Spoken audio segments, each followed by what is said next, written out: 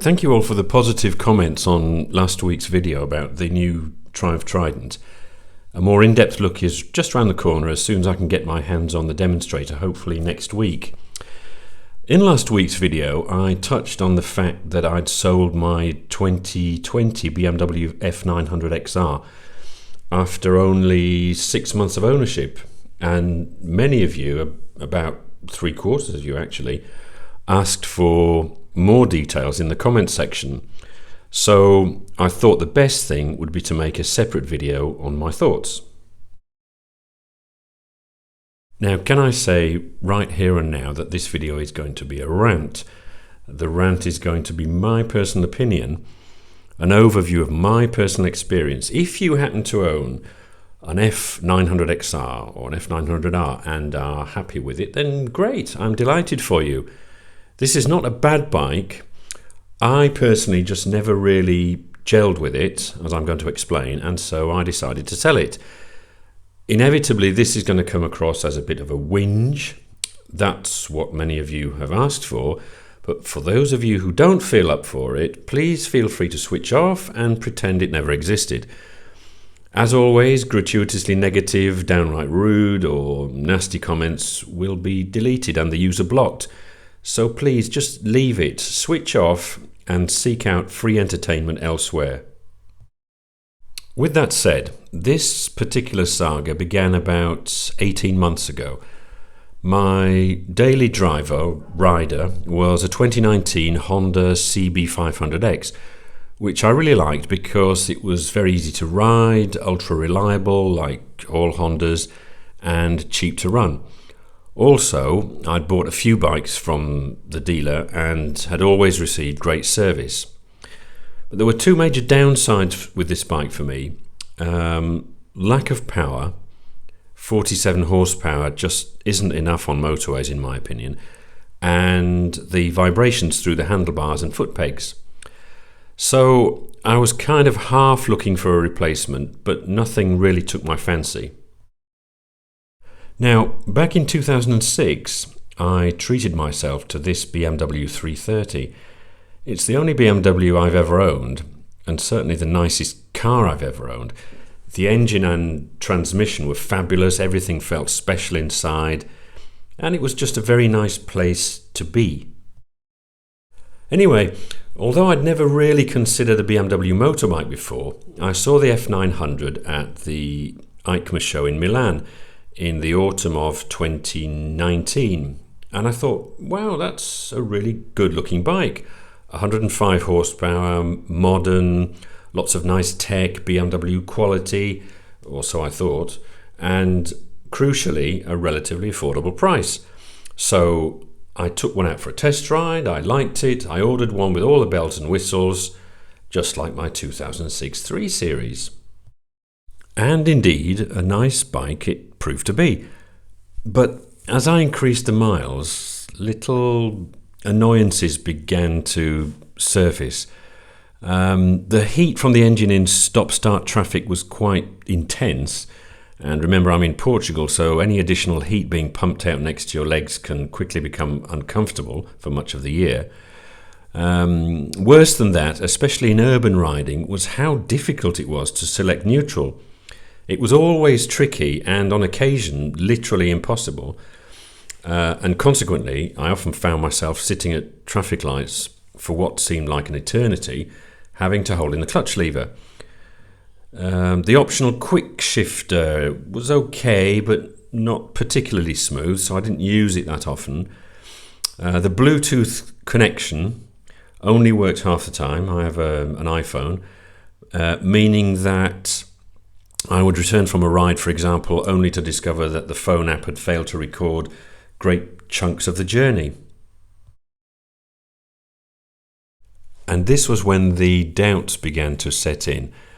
As I mentioned, I'd seen this bike as a treat to myself, much like the 330 of 15 years ago.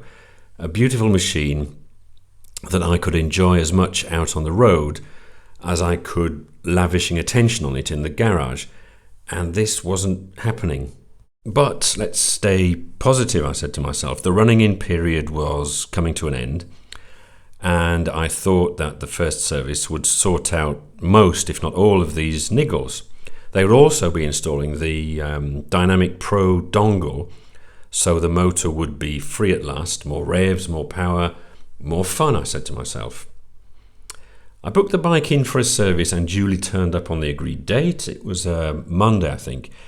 The service manager told me that they were short-staffed and would I mind leaving it with them until the Friday. Now, as we were in the middle of the first lockdown, which, if you recall, we used to take quite seriously, I was grateful that they were able to service the bike at all, and therefore agreed to return to collect it on the Friday. Friday came around. I duly went back to the dealer. "The bike's not ready yet," he said. No apology, no explanation, and more importantly, no phone call or email in advance to avoid me taking the 20-mile taxi ride for nothing. Okay, I left it for another few days and eventually went back to collect it the following week. The front headlight's got a leak and we need to replace the entire unit. We've ordered it, but it won't be here for a week or so. Oh, and there's quite a serious problem with the engine. You can still ride the bike normally, but we'll need to have it in again to fix the problem.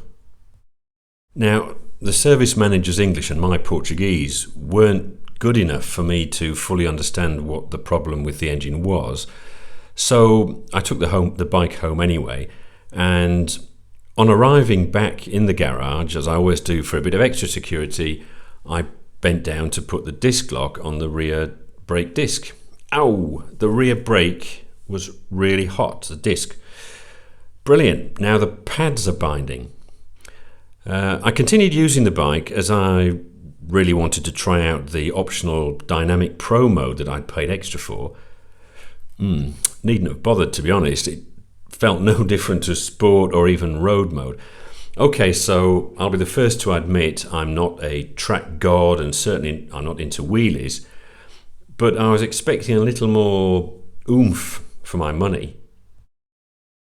Anyway, a few weeks later, the dealer had indeed sorted the problems and the bike was ready for the summer. Was it a good bike? Yes. Was it worth twice the price of my Honda CB500X? Probably not, and therein lay the real issue for me. I'd spec'd up this beautiful BMW motorbike, my first BMW motorbike, with all the options I thought I wanted, but it just didn't feel special enough, and certainly not special enough to justify the price.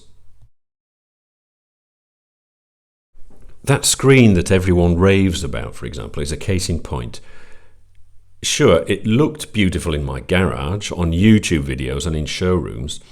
The problem was that when I was riding, I never thought about it. I never looked at it.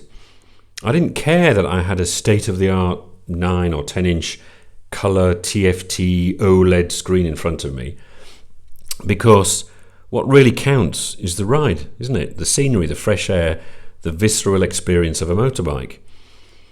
I ordered the electronically adjustable suspension, but I never used it. And in fact, the guy who bought the bike off me ripped it out and replaced it with non-electronic lowered suspension because it was quite short. I had the cornering ABS, never used that. I ordered the cornering LED headlights, never used them, even after they'd been repaired. The only gadget that I actually enjoyed using and was glad that I ticked was the keyless go. Now, I know these divide opinion, but I did love the convenience of being able to leave the key in my pocket and not have to worry about it. A couple of other disappointments for me with this bike. I didn't think much to the engine, either the way it looks, spattered as it is with cheap-looking silver bolts, the way it sounded, very loud but slightly cheap, or the way it went. Yes, the power was there, but it just didn't get my juices flowing. To think it was only 15 horsepower down on my street triple. I mean, the Triumph is on a completely different excitement level. It's also much better finished, as are the Hondas that I've owned. Given the price with options, the F900 was only so-so. So all this meant that I had a €15,000 machine in my garage that was meant to make me feel special, and it just didn't. And after the disappointing experience with BMW after sales customer care, plus, I confess, an imminent move down to the Algarve, where we now live, I thought the most sensible thing would be to sell it. And so it was that on August the 14th, 2020, 6 months to the day since I'd picked it up, the F900 was gone. Now, it's only fair to stress at this point that I did get one of the first bikes off the production line, so I suspect many of the issues I encountered will now have been fixed. Also, the poor customer service may have been a one-off, or down to the fact that we were in the middle of a COVID pandemic, or simply unique to my particular dealer in Lisbon. Maybe I was just unlucky. Notwithstanding these reservations, though, I doubt I will ever get another BMW. I've had plenty of Triumphs and Hondas and been very happy with all of them. BMW motorbikes are too expensive and don't feel as premium as I was expecting. Anyway, this is my experience. As I said, if you're happy with your F900, then great. And if you've got one on order, then don't let this put you off. The issues I had were probably just teething problems on what was, at the time, a brand new model.